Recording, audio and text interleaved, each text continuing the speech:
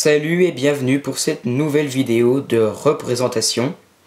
Faudrait même dire représentation puisque je l'ai déjà présenté deux fois cette baguette. La baguette de Harry Potter en boîte Ollivander.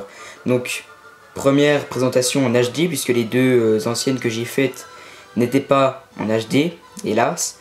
Et donc là je la présente en haute définition. Donc baguette que j'ai acheté sur Ciné Shopping en même temps que Grindelwald, Rogue et le vrai médaillon de Serpentard. Donc voilà, on va commencer cette présentation tout de suite, on va pas perdre de temps. Bon, on commence comme d'habitude la boîte. Donc la boîte marron qui mesure 36,9 cm. Donc petite boîte. Donc marron, comme vous pouvez voir, un marron assez foncé. Marron un petit peu chocolat. Donc là vous voyez bien, donc il y a certaines boîtes où on voit tous des petits trucs comme ça qui font un effet de cuir. Voilà. Comme d'hab rectangulaire. Et ce qui est intéressant, c'est les signes sur le côté. Vous voyez que ces signes, déjà, les autocollants sont très clairs.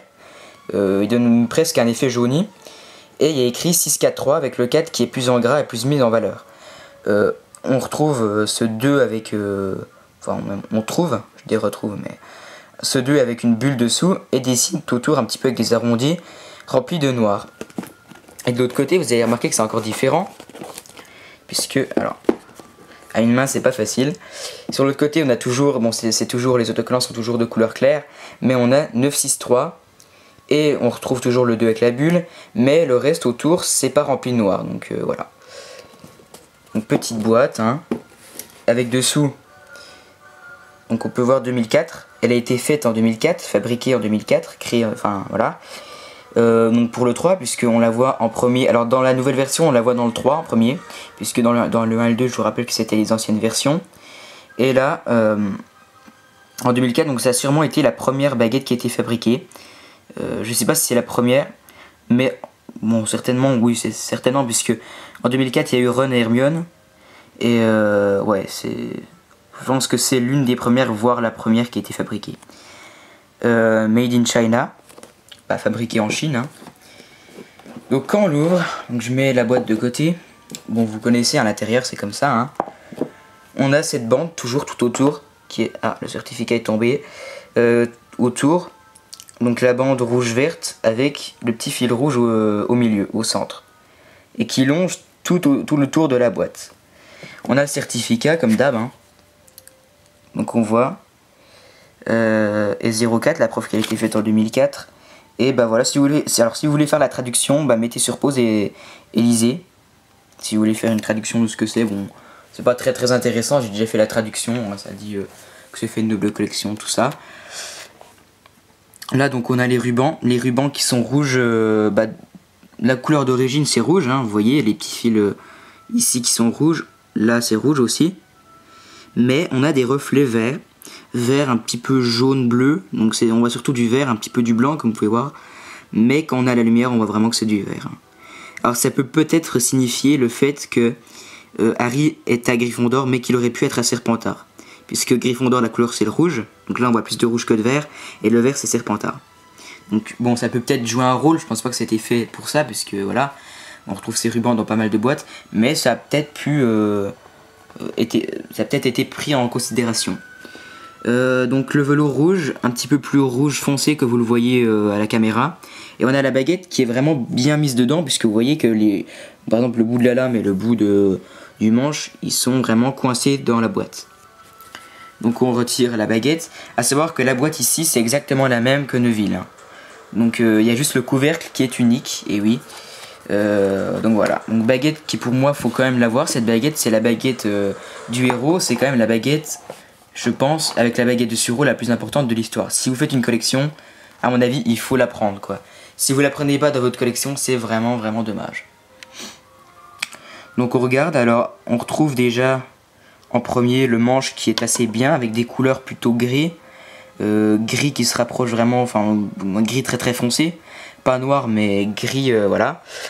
Donc déjà le bout du manche il est plat. Donc c'est un petit peu dommage. C'est ce que je pourrais reprocher un petit peu à la baguette, à la forme, vous voyez. Donc c'est un petit peu dommage, ils auraient peut-être pu continuer à faire tous ces petits détails. Au lieu de couper comme ça, on a vraiment l'impression que c'est coupé. Bon, c'est pas très grave après. Donc certains peuvent qualifier, donc, comparer plutôt le manche à un tronc d'arbre. C'est vrai, mais moi ça me fait beaucoup penser aussi à de la roche ici. Vous voyez, en HD on voit vraiment bien tous les détails. Vous voyez tous ces détails vraiment incroyables. C'est vraiment super beau. Ils ont vraiment fait... voilà quoi, c'est des détails vraiment vraiment jolis. Donc après on a ici... Alors, HD... Donc, je sais pas si vous voyez bien. On a par exemple ici, bah, c'est ce qui peut faire penser à un tronc d'arbre. Puisqu'on voit que c'est... que ça ressort en fait, c'est ces choses qui ressortent là.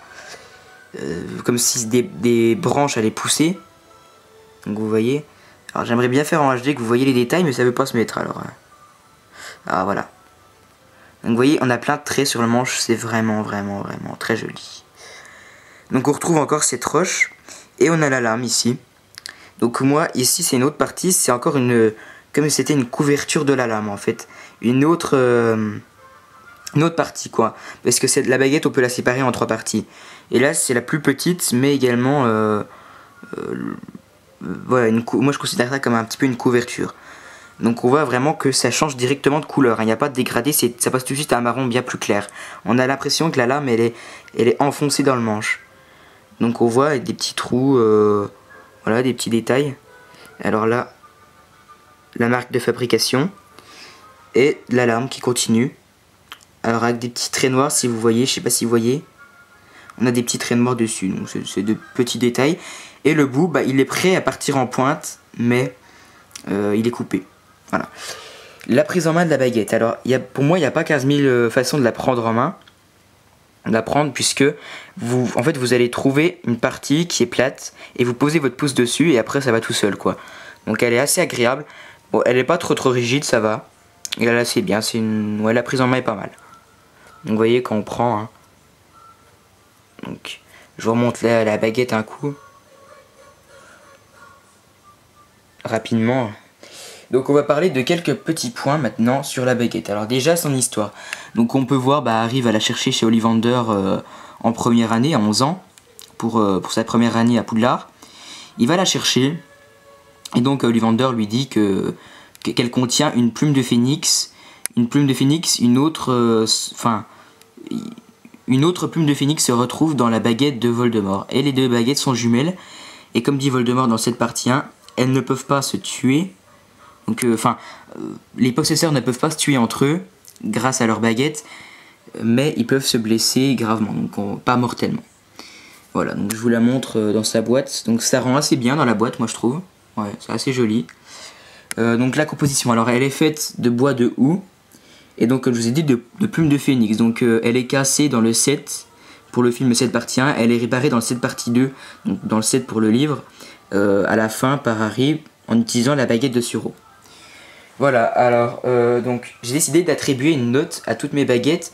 Une note parce que je trouve que c'est pas mal pour savoir si vous avez des hésitations. Donc j'ai bien réfléchi pour la note, pour savoir quelle note la baguette mérite. Donc j'ai pas donné une note au pif. Et donc je lui attribue la note de 15,5 sur 20. Donc c'est une baguette que j'aime bien, elle est bien. C'est pas ma préférée, c'est loin d'être ma préférée, mais je l'aime bien, c'est une belle baguette. Voilà. Donc je pense que 15,5 c'est une note qui lui va assez bien. Donc j'ai attribué cette note, mais je pense que ouais, c'est une bonne note quoi. 15,5, 16, je pense que c'est ce qu'on peut lui attribuer. Donc les points forts de la baguette, ça reste quand même la forme. Donc en particulier le manche. Vous voyez toutes les petits détails, c'est vraiment impressionnant. Je me demande si pour toutes les baguettes qu'ils ont faites, ils ont pu faire pareil. Parce que celle du tournoi, moi j'ai vu, c'est pas pareil. C'est pas, voilà. C'est différent en fait, ils ont pas fait... Enfin, c'est pas pareil, tellement que les détails sont précis, voilà, je pense que c'est vraiment... On peut pas faire pareil, je pense. Tellement qu'ils sont bien. Donc justement, autre point fort, les détails, comme vous pouvez voir, hein, ça reprend la même façon, la forme et les détails, c'est à peu près pareil pour cette baguette. C'est vraiment de gros points forts. On peut aussi lui attribuer la fragilité comme point fort, puisqu'elle n'est pas du tout fragile, cette baguette. Elle est très résistante. Si vous la faites tomber, il y a très peu de chances qu'elle se casse. Faut vraiment... Alors c'est sûr que si vous la prenez puis que vous l'achetez, bah elle se cassera, c'est sûr, mais faut pas être débile non plus, quoi. Donc elle est, ouais, elle est assez résistante. Autre chose, la boîte. Donc je parle bien sûr du couvercle, hein, en particulier, qui est unique. Donc la boîte est vraiment bien aussi. Mais par contre les rubans et le velours, donc on retrouve Chaume, Augray, Neuville, qui ont le même intérieur, donc ça c'est pas très rare, quoi. Mais la boîte est unique. Donc bah la conclusion, une conclusion pour cette baguette, bah moi franchement je l'aime bien. C'est une baguette qui est très très importante, qu'il faut pas louper dans sa collection. Donc si vous prenez la baguette, non, si vous faites une collection sans prendre cette baguette, si vous terminez votre collection sans cette baguette, c'est vraiment vraiment dommage, quoi. Je pense que même ceux qui collectionnent pas peuvent acheter au moins cette baguette. Elle est vraiment des plus importantes, quoi. C'est la baguette du héros, du personnage principal, donc faut pas la rater, quoi. Donc voilà. Alors j'espère que vous avez bien apprécié cette vidéo, avec toujours les nouveautés. Donc dites-moi, hein, ce que vous pensez des nouveautés que j'ai ajoutées aux vidéos, dites-moi, n'hésitez pas. Et donc on se retrouve, alors je pense pour la prochaine fois, pour la représentation de la baguette de Ron Weasley, puisque je l'ai présentée qu'une fois, ça fait longtemps, ça doit faire presque un an. Malheureusement pas en HD. Donc voilà. Bon. Je vous dis à la prochaine et puis voilà. Allez, ciao.